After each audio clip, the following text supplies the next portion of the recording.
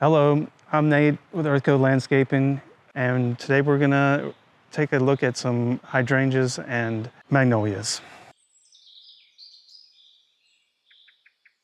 So spring pruning for a plant helps to reset the size of the plant. You can also remove branches that are harmful to the structure of the plant, where they're crossing and touching other branches.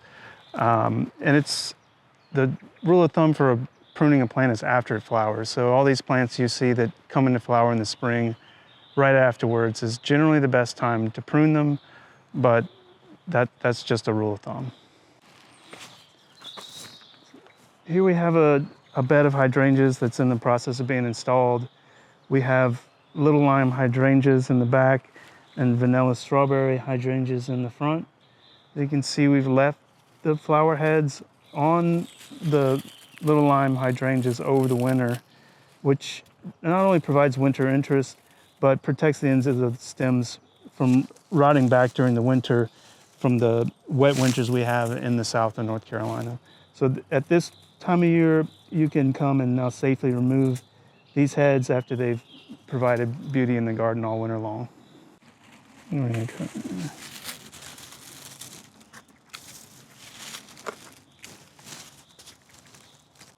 So I'm just looking for the last bud that's coming out, and we're gonna take it off the branch right above that. We'll also look for any crossing branches on the inside of the plant like this one and make a determination of which one we'd like to keep, this branch or this branch. Since this one looks straighter and this one looks like the one that had to go crazy, I'm gonna take that one.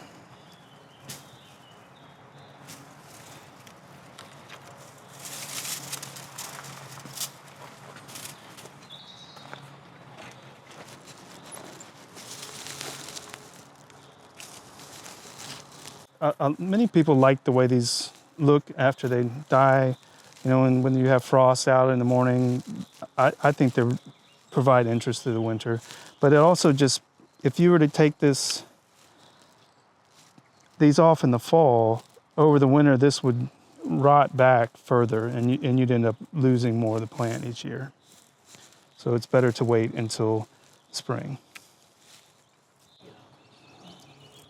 Okay. All right, so we've taken off all the flower heads, and we can have a little better idea of the inside structure of the plant. There are a few more crossing branches that we'll get rid of.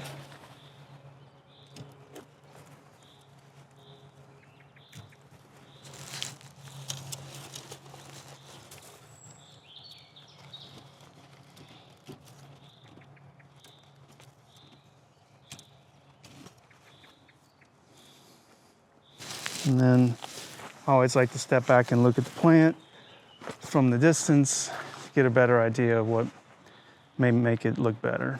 And in this case, you can see the plant is a little off balance on the right.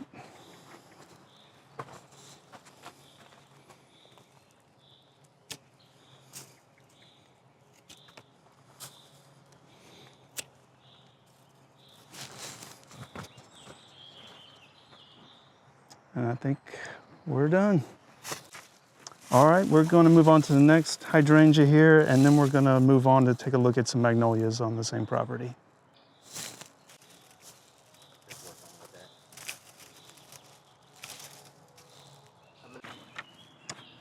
So one thing to keep in mind about hydrangeas, when people think about hydrangeas, a lot of people are thinking about a mophead hydrangea or a big leaf hydrangea. These hydrangeas here are Hydrangea paniculatas, which are a much hardier plant. However, as you see, we are growing these inside of a walled garden.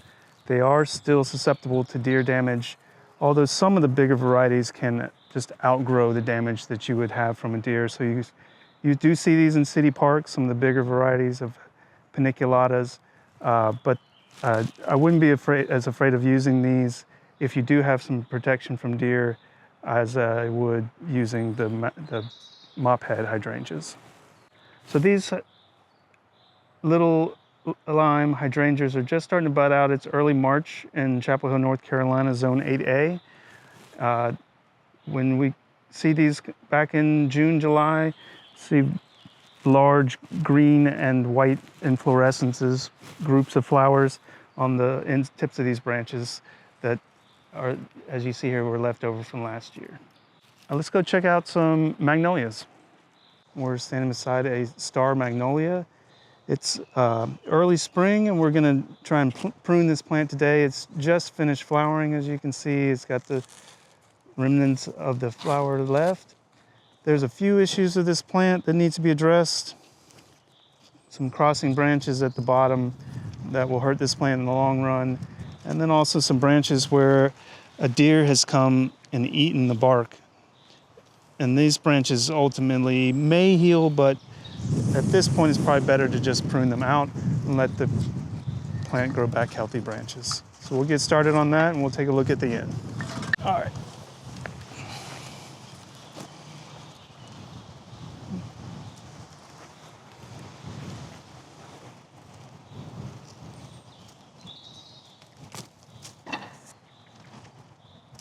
So we're looking at removing some of these branches at the bottom where the plant is overcrowded. These eventually would grow and start to crush each other, and that would hurt the plant.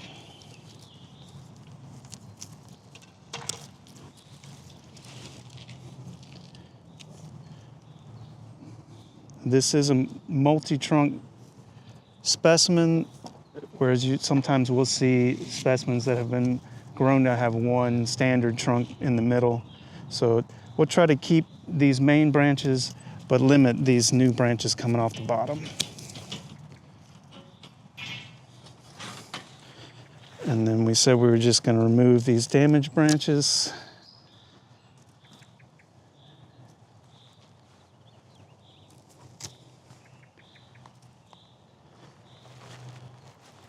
And we'll just size up the plant a little bit.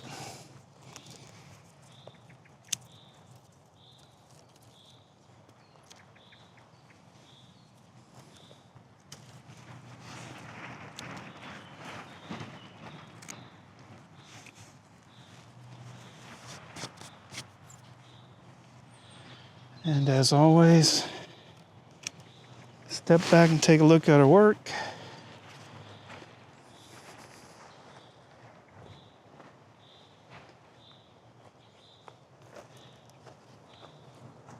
I think there's a few branches that might be a problem in the future, but for now we'll let this guy grow for a season and we'll come back next year and take out a few branches at that point that may or may not have lived. Once again, this is Nate with Earth Code Landscaping. We've been looking at pruning some bushes in early spring. It's important to keep in mind, you do want to check your plants after winter, see what damage they've taken.